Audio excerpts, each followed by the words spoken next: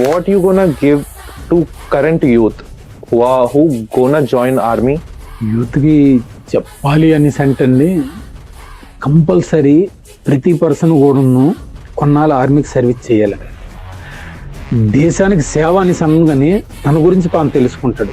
ఒక మనిషి అంటే ఇప్పుడు మనం సివిల్ అంటే నార్మల్గా సొసైటీలో చూస్తుంటాం, ఈగోస్ ఉంటాయి, కోపాలు ఉంటాయి, ఒకరినొకరు ఇచ్చేసుకుని ఇటువంటి మనస్తత్వాలు చాలా ఉంటాయి.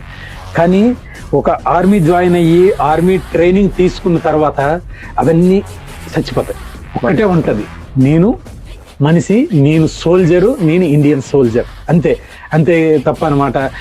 ఎవరో ఏదో అన్నారనేసి అనమాట ఇన్సాల్ట్ అవ్వడం, లేకపోతే వీడు నన్ను అనడం ఏంటి అనేసి అనమాట ఈగోకి, అటువంటివన్నీ ఆ ట్రైనింగ్లో మొత్తం ఇచ్చేసేస్తారు. అందరిని తెచ్చి అనమాట ఒక దీంట్లో పడేసి అనమాట, నువ్వు ఎక్కువ కాదు నువ్వు ఎక్కువ, మీ అందరూ ఒక్కటే అనే ఒక దీంట్లో ఫుల్గా రఫ్ చేసి ఇది చేసి బయటికి తీస్తారు. అలా ఉంటుంది ట్రైనింగ్. ఇక్కడ మిలిటరీ నుంచి ఒక ఆయన వచ్చారండి, ఆయన రిటైర్ అయిపోయారు. ఆయన విజయనగరం, ఆయన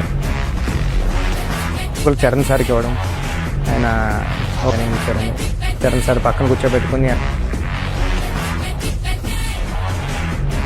వాళ్ళతో మాట్లాడుతూ డైలాగ్ చెప్పడం కానీ. చరణ్ గారు చాలా హార్డ్ వర్క్ చేశారండి. స్లాంగ్ మాట్లాడడానికి కూడా